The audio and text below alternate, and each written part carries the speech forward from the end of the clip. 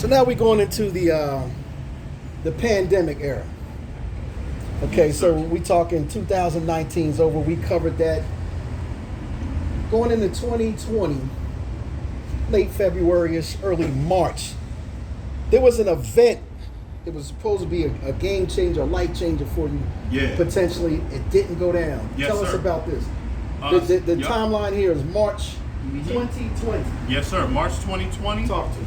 So after probably like my 4th or 5th PG with Norbs, KG the Poet, big shout out to KG the Poet, had welcomed me into the West.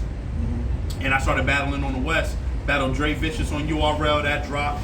And KG invited me back to do a card that was called Only the Strong. Right. Only the Strong had artists back then that were just up and coming that y'all now know as, you know, Real Sick, True Foe, NXT, Right. Next rather. They were all on the card. And it was one of, if not the best overall bodies of work that I wrote. I was supposed to battle Billy Boondock. And I was so proud of that material. So, you know, during the time, Wuhan, the COVID, people was talking about China and Italy was all fucked up and all that. But we wasn't really tripping on it over on our side until it ended up coming to our side. However, I was already in LA. I landed in LA 10 in the morning. I go Inglewood. I was in Inglewood, yup. I went to go check in at the Sheraton, and then I went to Roscoe's Chicken and Waffles immediately. At Roscoe's, while I'm eating, everyone's phones go off. Amber alerts, the whole nine. This is when life changed for everybody. The whole world. Everybody is looking at their phone like, what the fuck going on? And then it says California state of emergency. Governor Newsom is advising all businesses shut down. Everyone go home now and do not leave your house type shit. And this is only like 6 weeks after COVID passed. Yeah, So right for LA, after there's that. a lot of A stuff lot of going shit on. is going on. Yeah. Right then, my girl called me. Yo, babe, her dad's a doctor. Yo, babe, my pop said that they shutting the hospitals down, that he's coming home, and he knows that you are, he said, wherever you at, get on the next flight and get back home because he don't know what this shit is looking. No, none of us knew what was happening. You had to feel defeated at that point. Oh man, I felt crazy because it was the only people that were really there was me and Smooth the Juke Man. We flew out there. Smooth. Everybody else, for the most part, Billy, he lived in LA. You know what I'm saying? Yeah. Next, he from Cali. Wow. You know, a lot of the folks really, you know what I'm saying, didn't have to make too big of a trip. KG hit me up immediately. Yo, Severe, I'm so sorry, bro. You know what I'm saying? Right now, all I'm concerned about is your safety and you making sure you get to your home safely. So whatever I gotta do to make sure you get home safe, that's all I'm worried about. Don't worry about battle rap, fuck all that shit, because we don't know what the hell is going on right now. It's crazy. You know? So I'm like, oh man, you know, I was upset, but I landed at 10 in the morning, checked in at 2, I was on a flight at 5 o'clock. So I spent less than 8 hours in LA and had to fly right back. And of course, you know, everything got canceled and we started living in the pandemic. How did that, it's sort of a reset for everybody, but you said it was definitely a reset for you. Like, how did that affect you health-wise and certain changes that you made and everything? Or Best thing that happened to me. The pandemic, unfortunately, and you know, peace to anyone who lost their lives or lost family members. Facts. The pandemic was the best thing that happened to me because what ended up happening was the passing of Fred the Godson. Yeah, that was hard. When Fred the Godson passed away, I started realizing like, yo, the only people who's really dying from this disease is old people and fat At niggas. least that was the perception at the time. That was the perception. And at the time, I was 330 pounds. Okay. I was big as shit. You feel me? So I said, yo, this can't. I done been shot at. I done got stabbed twice. I've been homeless. I done slept at MARTA train stations. I done goddamn went raw on questionable females. I lived a dangerous life, Light Skin TV is what I'm saying. I refuse. You had to stay with the Big Jones for a while? Yeah, I had to. I needed a place to sleep. And they had all the snacks. Shout out Big Jones. I refuse to let, of all the shit that I go through, to allow gluttony, sloth, and laziness to take me out. So I started training Brazilian Jiu-Jitsu, Judo, Capoeira, and Muay Thai. They said you're nice with the Capoeira. Yeah. I've been competing. I got my brown cord. I'm a blue belt in Jiu-Jitsu, green belt in Judo. I had my first Muay Thai fight in a couple months, but so I ended up getting down to 235 pounds.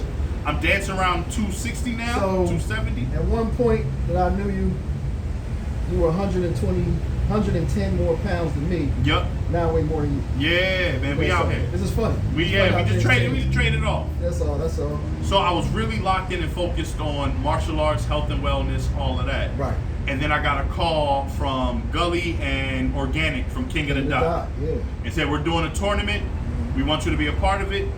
We got a deal with Twitch. We're going to pay you this amount. Yep. We're going to pay you this amount. And the winner gets $50,000. So because of the job I have and because of my career choices, I had a very substantial severance package, and I was getting paid to not work. During the pandemic. So I was fucking chilling. So King of the Dot came, dropped all this paper on me, and I'm like, damn, like, you feel me? A lot of us didn't know that part. Yeah, like, oh yeah. Cats got paid good for these tournaments, which is, why you seen a lot of cats just having fun in that motherfucker. So you see a lot of cats that didn't seem like they be as prepared as you thought. You happy with getting knocked out first, second round? They made a couple bands. They made a couple bands. That's what's up. Now with that tournament, I did lose to Saint. Okay. But Saint ended up winning the money. So Saint, I made it to the final 8, and then Saint ended up, he had. But the fan vote had you though. The fan vote had me. It was the opposite of me versus Eddie I, because the building had me beating Eddie I. And that was a close battle. And the entire world had Eddie I winning. I had to deal with all that Twitter goofy shit. Yeah. So then it got flipped. You feel me? Which is cool because Saint, I love Saint as an MC and as an art and as a human. Right. You know what I'm saying? He is an exceptional young man, and I mean that shit. So if somebody had to get the money, you would rather be Saint? Absolutely. If it wasn't someone who was a part of my team. So your mom Dukes is straight. Yeah. The first thing he did was buy his mom a car. What was you about to do with yours? Man, you know what I was about to do, light skin TV. I was about to take my ass to the Cheetah Peaches of Atlanta, get me a 20-piece lemon pepper, extra crispy, extra wet, get 301s. And that's why Saint deserved that money. That's what I was going to do. Champ. The fans call you the champ. Listen, my mom got a 3-bedroom house in Hamilton, New Jersey. She chilling. She's not in Atlantic City no more. She good. You know what I'm saying? I just y'all don't know about Hamilton. Hamilton's like Buckhead out here. She's solid right now. You know what I'm saying? I was about to blow that paper. I was really about to take a big trip somewhere. Okay. But the reality is that I wanted it, I didn't need it. And you have traveled all Yeah. I've been to 8 different countries. Big shout out to the wine and beer world. My expertise in my company has sent me all over the world. I've been to Venice, Italy, Bolzano, Italy. I've been to Grindelwald, Switzerland, Munich, Germany, Istanbul, Lisbon, Portugal. Austria. I was in the wine region of Austria. I was at Prosecco farms and fucking limoncello distilleries. Like, I'm very... For those that are very well versed in geography in school, when they went to school, all those places aren't in the same continent. Right. Not all of them are countries. Yeah, so I was I'm very grateful that outside of battle rap, I am very successful at what I do. So I don't need battle rap for a life or death. This is how I feed my family. Because you're a career man. You have a few different solid careers. For sure. You don't need battle rap, but I want it. You want it. And why do you want it so bad? You put so much time into it. What are you trying to get out of it at this point? So I only have one fear in life. What's that? One real fear. I'll fight anybody. I'll jump off of buildings with a parachute. I'll fucking jump in deep waters and swim. There's only one thing I'm really scared of in life. What's that, bro? To be old and regretful. I don't want to be 60, 70 thinking shit that I could have and should have done. That's a good mindset. You don't have to think as deep as 60, 70, 80. You're going to be in your late 40s, early 50s, wishing you could spin the block, and maybe you should spin the block. Don't get to the point where you are trying to spin the block and come back. Just stay with this as long as you can, brother. And that's what brings me to the crucible, which is what brought this interview in the first place, right? People say, "Oh, Severe, you shouldn't do the crucible. You shouldn't have to do the crucible. You was on the same card with Danny Myers in Disaster. You battled Marv One. You battled Bill Collector. You battled Charlie Clips. You've battled in 2 different countries and well over 30 cities. You know what I'm saying? And you shouldn't have to." I'm like, okay, maybe I shouldn't have to, but I'm seeing this process. I'm seeing it work. I'm seeing guys like Kid Slade, who I was booked to battle against, become a superstar. I'm seeing J2, who, when no one wanted to give him his first battle, nobody wanted to battle J2 right down here in Atlanta. Man, J2 inboxed me an audio of him rapping and was like, "Nobody's booking me." I said, "Man, fuck that. You fired." I hit up Miss NYC. She brought him in. Shout out Miss NYC. He got no-showed his first battle. Damn. I stepped in and freestyle. Because I knew no one's gonna give him a shot. He's talented. And he's fucking amazing. He's fire. Look at him now. Yeah. And he's a superstar now. Yoshi, my sister, she didn't come through the crucible, but she's a superstar now. Yep. You know, I'm seeing yeah, my bro Ease. A year and a half ago, Ease picked me up from the Fort Lauderdale airport. Right now, this weekend coming up, Ease is the headliner of a Smack URL card. These are all crucible cats. Hansel, a couple years ago when I was battling out west, I remember me and Hansel just chopping it up on some like, "Yo, we trying to make it, we trying to do this, Hansel in a very short amount of time has become a name in this shit. You know what I'm saying? Swamp, I feel like Swamp is like the best of us in my era, because me and him came through the same era, and he's out of there. But we knew that from day one when we first saw Swamp. Right. We knew he was going to be out of there. You said Ease, Fort Lauderdale airport. Yup. He picked me up to take me to a battle. Scooped you up, took you to battle all the way in Miami? Yeah, all the way in Miami, and took me back. I didn't even know who the brother was, and then he blew up in a year later because of the crucible process. So the process does work. It's that the issue that I'm seeing, and pardon myself if I'm speaking out of turn, is that people think that the crucible is a tournament of who wins battles and then makes it to the final 6. But it's not really that. That's not what it is at all. They are seeing, does this individual have the qualities that we can put on a big stage and make a star? Whether he chokes right now, whether he needs to step his image up, whether we need to maybe drop a check on him to get his clothes up or something like that. But is there a slither of potential in there that we can turn this motherfucker into a star? It really is a foreign league of sorts. Yeah, and understandably so, you know? And I've had a great experience with the Crucible. Very receptive crowd. The first round, I rapped in front of Nunu, Smack, and Beasley. They both gave me amazing feedback. You know, this last one that we did, it felt like a family reunion. Like, you know, I got a lot of love for this round of Crucibles. These dudes is dope. You know what I'm saying? Like we were saying before, your style is very loud, demonstrative. You capture the crowd. Yeah. You out-rap a lot of people because you capture the crowd. You can do the lyrical, spiritual, miracle thing if you want it, like we said before. But it's like you rap to capture that crowd and give people a show. But in the smaller, early Crucible situations with, you know, you in front of a camera, so tell me if I'm wrong, it felt like it was like, I'm picturing maybe JB, P there, a couple people, KD, and no real fans there, and you're over rapping. Like, why is he hollering? And the other guys, exactly. And that is what helped me doing these tournaments on Twitch, because I've always been a stage kind of. Like, I'm not a battle writer, I'm a battle performer. You know, even with the way I perform, I always have my head tilted up a bit. I'm rapping to the last person at the back of the event. Trying to project everybody. I'm projecting. I'm doing very exaggerated, slow hand movements. So, you know, I learned that from watching opera and shit like that. What's up. You know what I'm saying? And playwrights and things like that. So, I now understand the difference of a small room and battling on stage. It's two completely different worlds. You know what I'm saying? It's basically two completely different sports. It's like the difference between the short sprint runner and the cross country runner. Those are two different athletes. Y'all running, but that's two different athletes. Yeah, everyone's running, but you're running for different purposes of different cause and different results. So I am a very loud. I'm very big on performance because I want to put on a show. there's often how people might not be able to quote a bar that I said, but they leave feeling. They remember the energy. They remember the energy. They go home like Severe. I feel like he won. I can't pinpoint what. You seem to add everybody in your performance. The guy in the blue hat, if it makes sense. I love that. The lady in the back, the person you know personally, somebody that can vouch for something that you really do in real life. Mike, don't I do that? Blah blah blah. Or straight from someone else that comedy. you've defeated on another league. He's standing in the back. You know what I mean? I'm gonna do this to you like I did to him back in September or blah blah. I got that from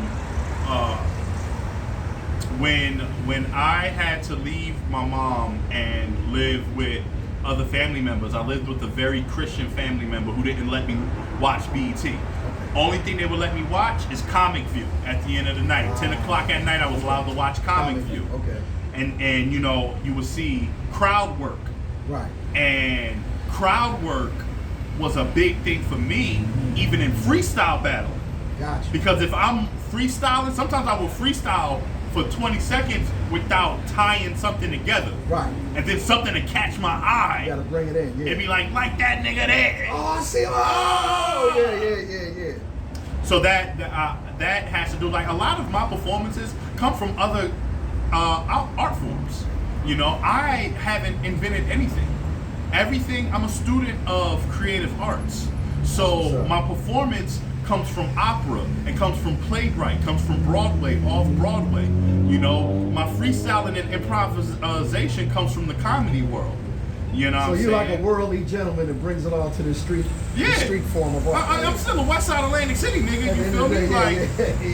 And very proud, proud to be so. Facts. You know, but I'm also very proud to be in the only black cicerone and sommelier from that region. I'm also very proud that, you know, when I was in Trento, Italy, and they was doing a tour of the Glera wine country, I was the only brother in the building and had it smelling like gas the whole time. I'm blowing gas. What? Wow. So I'm very much proud of the fact that, I'm a street nigga that comes from that, but I'm not of that. That's not what I am anymore. I'm a craft beer specialist. I'm a multiple martial artist. I'm a fucking MMA fighter. You know what I'm saying? I'm an uncle. You know what I'm saying? When you look at these major league, like Ultimate Rap League, and you see these huge events that they throw, and these artists that own the events, and the fanfare, and the crowd, and the size of the crowd, or what have you, do you look at yourself and say to myself, I'm supposed to be on this joint? Or no, let me rephrase this. Where do you find yourself going into 2024? Do you find yourself a part of that scene? Should you be up there? Will you be up there? In your estimation. That's a good question. I feel like, so my ego wants me to say yes, but my logical mind tells me that it takes on average, I took about a year and a half off just training and focusing on health and wellness. It takes on average about 2 to 3 years to see a solid, like, breakout pop. So 2024, I see myself as the resurgence, where it's like, we've heard of So Severe, we've seen him on the King of the Dot side, we've seen him, but now he's being put in the forefront. Maybe not on the big stages. Maybe throw me on the Born Legacies and you know what I'm saying? See. But you're gonna see me, and I'm going to make it my mission to leave those impressions every single time I'm on those stages. So no, I don't see myself doing no Summer Madness or no, you know what I'm saying, things and such in 2024, maybe not even 2025. But what I do see myself doing is giving my all and giving the best performances possible. And you know what I'm saying, after I win these crucibles and make it on this final six, grind out with the NBA, and whatever path, whatever is for me is for me. Whatever's not is not. If the path is lined up to where, you know what I'm saying, this is what it is, and I can become the Geechee, the Twerks, the Swamps of the world, or if I'm just a role player, if I'm just, you know what I'm saying, popping in and yo, this will be a dope matchup. I think So Severe versus Take the Demon will be a big, powerful matchup, so we just throwing you in sparingly. You the Robert Ory. I'm perfectly fine with that. That's cool. One thing that I've been able to gain through these last few years with martial arts is being able to take my own ego out of things and look at the bigger picture. And gratefully, during the time where I was so angry in battle rap, I was also not happy with my life outside of battle rap. That's You deep. feel me? That's deep. You know, I'm relying on the girl that I'm with now to pay a majority of the bills at that time. I'm feeling less of a man, you feel me? I'm like 330 pounds. I'm not happy. Right. Now, I'm fucking making great money. I'm traveling the world. My girl works 20 hours a week just for her own frivolous shit that she be wanting to get. She don't have to do anything. She can, if she tomorrow said, I don't want to work no more, we would literally, our lives wouldn't change. She good. Our lives wouldn't change at all. And that is a big difference from me now versus me a few years ago. I'm here because I want to be, not because I have to. You think that's what sets you apart from a lot of MCs going through this process right now? They feel like they're clawing at something. I need this. I got to do this. I'm hanging by a thread with this battle rap thing. This is my chance. It might be my last chance. You're looking at like, yo, I'm good. I'm happy. I'm blessed right now. Why not right now? Yeah, but it's a natural feeling. Okay. I have a theory. Us as black males, we go through midlife crisis earlier than the average We do. human. We go through a couple of them. We think You ain't that been through the 30 second one yet. is like, if I don't got my shit together at 30, I'm fucked up. You go through one at 31, 45, and right at 50. So, and at 26, 27, I was feeling that way. I was like, yo, I'm not doing this. I'm not here. I'm seeing cats that I smoked doing amazing. Doing amazing. And I just felt like I felt like I didn't make the proper political moves early into that game, and I allowed my loyalty to affect personal growth, right? So, yes, I do feel like there are artists who feel that way, but I also feel like that is a natural kind of growth to go through. And when you get over that hill, it's all smooth sailing for me. Smooth sailing. Gotcha. Well, we conducted a wonderful interview here. It's all about the crucible right now. All about the crucible. So Severe is part 2 Yes, sir. of the interview. Yes, sir. And the end of the interview. Appreciate you for your time. Yo. Thanks for calling me out, man. Man, I appreciate you, man. Always, I've been bro. wanting to do this, and I would rather doing it with nobody else than Light Skin TV. Thank you. You know what I'm saying? I'm honored. Big shout out to this season of the Crucible. We have amazing talent. Even those who might not make it to the final 6, I really challenge y'all to tap into these artists, because I know they're my competition, but these motherfuckers are amazing. And some of them, this is like their 5th, 6th, 7th, 8th battles. You know what I'm saying? So shout out to P, Bills, Terra. Y'all are doing an amazing job running this program. I've had an amazing experience while doing it, and I'm looking forward to seeing what other talent comes out of this, man. This shit is dope. We loving it. Crucible, So Severe, and we out. Peace.